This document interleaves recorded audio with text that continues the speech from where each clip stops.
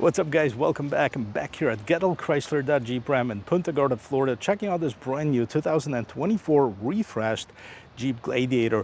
Now, the trim that I have for you today is the Mojavie X, which is the highest trim level available, alongside with the Rubicon X. And today I'm going to point out the differences between the two, as well as taking a complete tour of this vehicle, checking it out from the exterior, powertrain technology, and the test drive. So if you like watching videos like this, don't forget to check out the rest of my channel, hit the like and subscribe button. Don't forget to turn on that bell notification ring bell. Now let's get back to this. Following the redesign of 2024 Jeep Wrangler, the Gladiator gets the same look as to be expected, as they're part of the family as well. Now it also gets two new trim levels, Mojavie X and the Rubicon X, and on paper they look very similar. There's some differences and you might be surprised what they are. We're going to go through them, but we're going to start with the design first.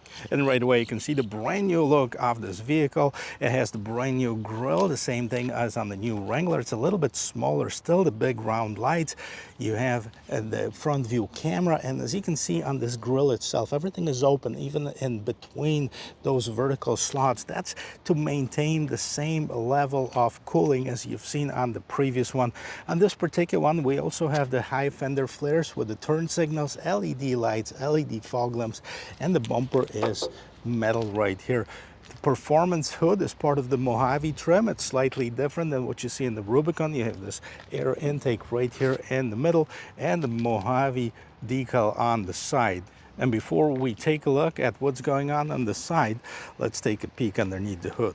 Well, Wrangler has several different engine choices. For 2024 model year, Gladiator has the sole option, which is the 3.6-liter Pentastar V6, producing 285 horsepower and 260 foot-pounds of torque, made it to an 8-speed automatic transmission. So the diesel option is no longer available. Underneath the hood, you'll find some sound insulation, and yes, we do have this ugly prop stick on the side, but that's part of Jeep. I like the way this vehicle sits, definitely nice and high comparing to the regular sport model. Let's talk about the dimensions. 218 is the total width of this vehicle, 73.8 is the width, and 76.1 is the height. What's also important is the distance between the wheels. That's your wheelbase. That's 137 inches, and that should make up for a nicer ride. The bed is 5-foot bed, and it is a body on frame design. Let's take a look at the wheel and tires. So we have the 17-inch wheels, nice gray wheels. I like the design of it. And we have the Falcon Wild Peak tires. Those are 33-inch tires, which is 285 by 70 and 17-inch rims. As far as the suspension, you have the Fox 2.5 shocks with the gas bypass in the back. We're going to show you that in just a moment. Overall, I do like the design of it. Also, a difference between this and the Rubicon, it is desert rated, where you see the trail rated on the Rubicon, and you have the orange background behind the Jeep. Overall, I love the design of this vehicle. I know it might not be the most practical thing out there, but it kind of combines the Jeep Wrangler with the pickup truck, and I'm sure a lot of people would like that. Overall, let's take a look and see what else we have. We have the color matching hard top. We also have the keyless entry system. Push this button as long as the key is somewhere on you. You're going to be able to lock and unlock this vehicle. The doors can be removed, of course, just like any of the Jeep Wrangler and Gladiator. And you have the rock sliders right here at the bottom. And here I mentioned the suspension and the back, so you have the Fox internal bypass shocks right here. And let's take a look at the bed. This one has a bed liner, spray and bed liner from Mopar. Right on the cab you see the glass that opens up, the part of glass that opens up, and as we scroll down here you have the third brake light. Jeep again with this orange background. You have the rear view camera, and scrolling down you have the 7 and 4 pin wiring for your trailer. Here's your trailer hitch. You can tow up to 4,500 pounds, unless of course you get the sport package with the maximum trailer. Then it goes up to 7,700 pounds. I like the rear bumper. That's also steel with the recovery hooks. And then we have the LED taillights in the back.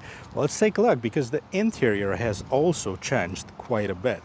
Now we're going to start right in the back there, but before we get in there, I want to show you the key fob right here. So this is a key fob with the switchblade key, just in case you lose the battery power. You can actually, do the regular thing, stick the key in the door lock and open it up. But you don't have to. There's a push button start, and you can just use the button to lock it, unlock it, start it, or hit the panic button. In the back you have the Jeep logo. Let's make sure it is unlocked, and let's see what's going on in the back. So the door is kind of short right here in the back, so that kind of limits the space and getting inside of it. And here in the back we have some hard plastic. This is nicely lined with the softer material. You have the cargo net and the door handle. That's all you have for the back. Let's see as far as the seats. Now the seats, we have the leather trimmed seats, not Napa leather. That's, you're gonna have that on the Rubicon. This one is just a regular leather trimmed seats. We have the middle armrest with cup holders, and right in the back of the seats you have some netting. You also have your own vents for the back. You have your window controls, the regular 400 watt 150 volt outlet, and then we have the USB type C, USB type A, and the cup holders right at the bottom. And let's not forget about the sound bar right here on top. You have those two big speakers because you gotta have your tunes, and this particular one has the headliner in there as well. Let me jump inside, see if there's a room for a 6-foot tall adult. Let's see how it is getting inside of this vehicle. First of all, it's got about 11 inches of ground clearance, so you have to take a step up in order to get in here. Once I get in, no shortage of room. I have plenty of headroom. I have plenty of shoulder room, even knee room. And this seat is adjusted to my regular sitting position. I'm 6 feet tall, or almost 6 feet tall. I can fit in just fine. The seats sit up very straight up though, as far as the back of it. So it's not the most comfortable position, but for the short drives, it'll do. We're going to check out the sound of the closing door, but I have to manage my expectations. The doors are fairly light because they need to be removed when needed. Boom. Not bad. I mean, that's kind of what I expected. Here's what we have on the front door panel. In addition to what we've seen in the back, we have the mirror controls and the lock and unlock function. Still, we have a little bit of storage at the bottom, and we have the completely brand new interior. One of the features that's changed for 2024 is that now we actually have the power seats. So we have the 8-way power adjustment seat on the driver's side with 4-way lumbar adjustment. Leather wrapped seats with Mojave that's embroidered inside of here. The seats are fairly comfortable, not very plush, but nice and comfortable. And let's take a look at this all brand new interior. Here's a brand new interior for this 2024 Gladiator. The first thing that pops up, of course, this big screen. We're going to talk about it in just a second. I like the design of it overall. The straight up dash, now it's wrapped in some kind of material. It's not leather, but it's got some contrast stitching over here. You have the handle to help you get inside of the vehicle. In the corner of the glass, you can see a little Jeep climbing the hill, and then of course you have speakers. Then you have the oh crap handles. If you're doing some trail riding, off-road riding, you have the glove box down at the bottom. The screen is 12.3 inches with the Uconnect 5. We're going to talk about it when I'm going over the infotainment system. Right here you have a little space to put some accessories on it. I kind of wish that they did like what Bronco did with the camera mounts, so you can put that in here for maybe a GoPro. A lot of people using that anyways. And then you have this big steering wheel, but right next to the steering wheel you have the light control, you have the fog lights, and you have the little decal right here. I'm not sure if you can see it, kind of showing two Gladiators going the opposite direction. And the steering wheel is large with a bunch of buttons on each side. So on the left hand side you have the ability to control what's going on in the instrument cluster. You also have the voice control, phone hang up and pickup button. On the right hand side you have the cruise control and adaptive cruise control settings. Now behind here you can see the instrument cluster. That's a combination between analog and digital, with the digital right here in the middle. On the right hand side you have the speedometer. On the left hand side you have the tachometer. You also have your transfer case settings. So right now in the 2-wheel drive high, but we can change that of course. And right here in the middle you have this digital cluster, and let's see what we have. So we're going to get out of here and go back to number 1. So that's the speedometer. Right now we are in miles per hour. You can change that to kilometers if you wanted to. Number 2 is vehicle information. So we have the tire pressure, coolant temperature, trans temperature, oil temperature, oil pressure, oil life, and battery voltage. Scrolling down you have the off-road settings, which we have the pitch and roll, and the drivetrain, so you can see whether in the 2-wheel drive, 4-wheel drive, and you can also see the different angles if you turn the steering wheel. Adaptive cruise control is off right now. Number 5 is fuel economy, 15.6 average. Well, Jeep says that it can do 17 in the city, 22 on the expressway for the combined number of 19. So that's pretty close. Then going down to the trip info, we have trip A, trip B, number 7 is stop start, number 8 is audio. Right now it's set up for Sirius XM, but we also have the AM and FM. No stored messages, and back to the screen setup. When I press OK, I can set up what's going on in the upper center, upper left, upper right, and I can select what I want to put in here. Right now it was the outside temperature, but as I change that, you can see that it's changing right on top as well. Range to empty, average economy, current economy, etc. We're going to leave that at outside temperature. I think that's pretty important. And we also have, on the left hand side, we have the temperature. On the right hand side, we have the fuel gauge, and we have 14 miles on this vehicle, and we're in park, so it has the gear indicator here as well. On the right hand side of the steering wheel, that's where you start and stop it. Now, most of the Gladiator is going to have this 12.3 inch screen. I believe the only ones are the base sports trims that don't have it. They have a smaller screen. Everything is going to be very similar to this, with the exception some of them might not have the navigation that is built in. Now, navigation is built in on this one. This is the Uconnect 5 system, and I actually like this system quite a bit. So let's go through that. So this is your home button. If you want to extend it, you know, you just hit the extend button on any of the icons that you have here, whether it's the Sirius XM, and now you can select your different sources, for example FM, and there's another source for AM as well. Let's go back home here, and here's your media. We already seen that. Comfort, that gives you the ability to adjust the temperature here and adjust the different vent settings. You also have the heated seats, heated steering wheel, and you have the max AC. Now there's shortcut buttons right over here.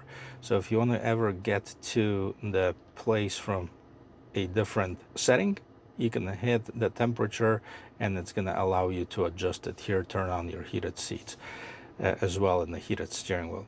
Phone, we can connect a phone, of course, via Bluetooth. It's going to give you the ability to have wireless Apple CarPlay and Android Auto. We're not going to connect the phone right now. Here's your vehicle settings: mirror, dimmer, forward facing camera. This is what's going on up front. Really important for trail riding, especially if there's any rocks or obstacles that you don't see. And here's your rear view camera. Now you have the active trajectory and lines. Kind of wish that it would take up the entire screen. Close that up and go back to the apps. So we have the off-road pages, you know, where you can see basically what we've seen in the middle of the screen at one point. Right now, you have the steering angle, transfer case unlocked, rear axle locker unlocked. That's where the differences are between this and the Rubicon trim. They have the completely different axles. Now, the Rubicon have the heavy-duty Dana 44 axle.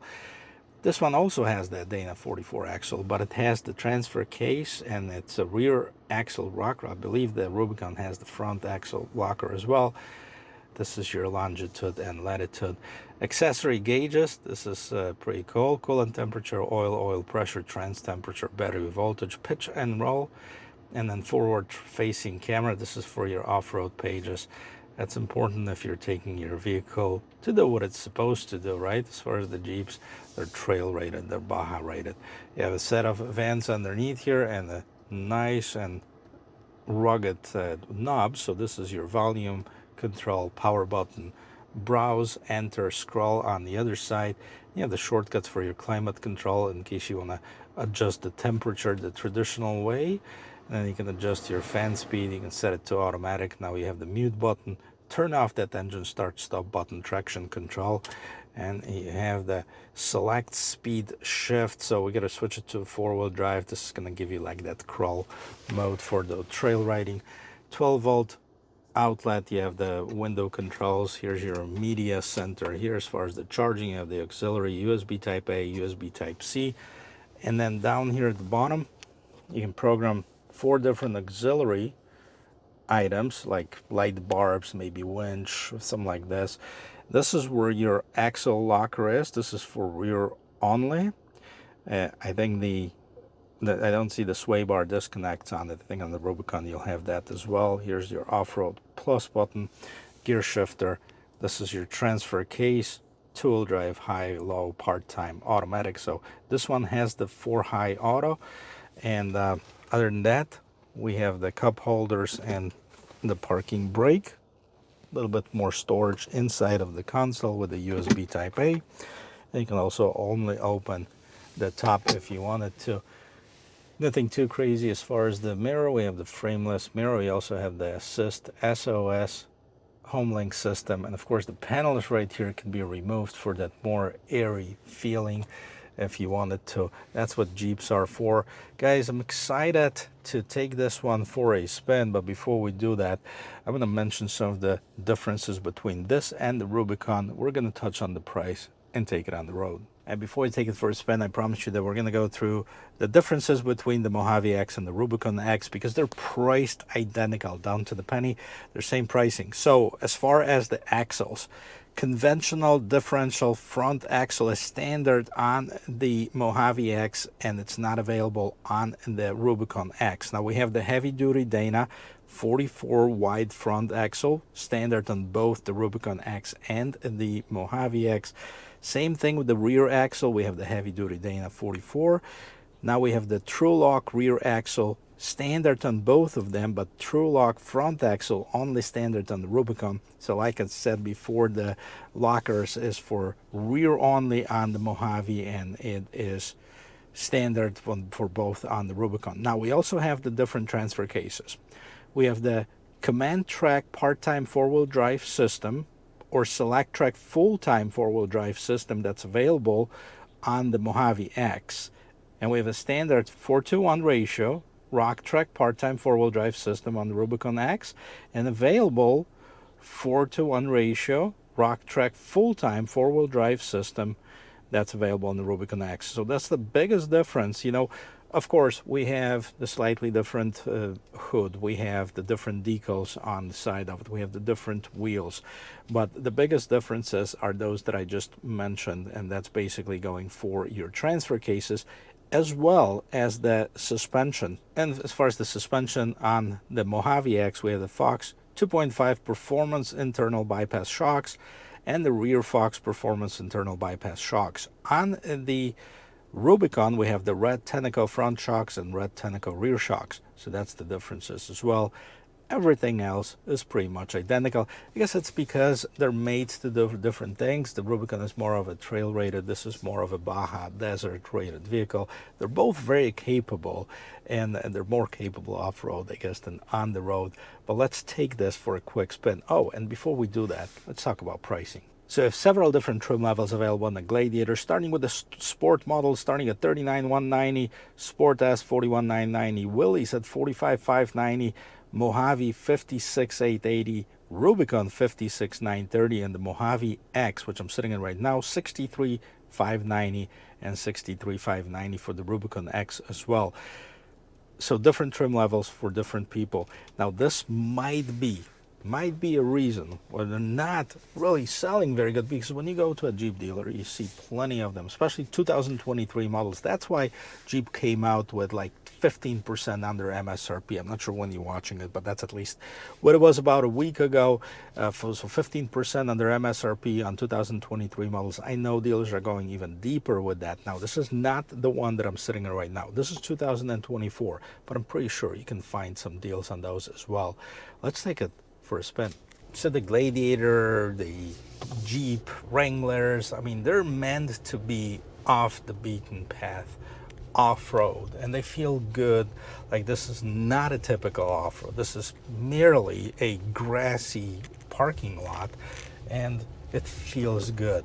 When it gets on the pavement, that's where you start hearing stuff, right? You can start hear the tire noise, because we have those knobbier tires. It's definitely very stiff as driving it. I mean, which is not a bad thing if you're going short distances. Now, the biggest issue that I have with my Jeep Wrangler, I have the short one, and mine is an older one with the big tires and stuff, is that it's very bouncy, especially when you take it on the road, and you have to it just doesn't feel good on the expressway. I have a feeling that this one being about 20 inches longer as far as the wheelbase would make a huge difference. Now, unfortunately, I don't have this vehicle for a long period of time, so I can do some testing right here in this parking lot and take it on a short drive around the neighborhood. But I can already feel that it feels really good right here on this grassy terrain. Now, this is Mojave. We have some gravel here, and we have some Baja conditions, if you will, and it definitely feels good here. Now we're going to take it on the road in just a bit. Now the turning radius is not bad, by the way. I just tested it out. It turns fairly quick. I mean, that is a long vehicle. Payload, here's another difference. This one has 1,100 pounds payload. The Rubicon's going to have 1,200 pounds. Not a huge difference, but you know, a slight difference for those of you that want that extra 100 pounds. And you know, as far as the towing, I don't know why this one doesn't have the same capacity as the new Wrangler, which is on the Rubicon trim 5,000 pounds. This one is 4,500 pounds, so slightly less. I mean, that's still enough to get a smaller boat, maybe a jet ski, definitely a small camper. You can pull with this, so no issues. And let's take it on the road here. You know, so the 3.6 liter Pentastar has been used widely in the Stellantis lineup, right? So we have the Jeep Wranglers and Cherokees and Pacificas, and even the base Ram 1500s have this engine in it. 285 horsepower. I mean, it's not the most powerful one. This one I think is rated at about 8 seconds or something close to this as far as the 0 to 60. So it's definitely not a very quick vehicle, but that's not what it's built for. As long as it's safe to merge in traffic, I think a lot of people who are buying it are going to be fine with the performance. Now, I kind of wish that we had more engine options. Now, they had a diesel, and I've tested a diesel before in 2023, and I like that. I like that diesel powertrain a lot. Wonder why they got rid of it. But it would be nice maybe to see something that's from the Wrangler lineup. Maybe the 4xe. I'm not sure if that's coming. It seems like a lot of manufacturers are leaning into the electrification of the lineup. Maybe that's what we're going to see in the future. And now let's see the acceleration.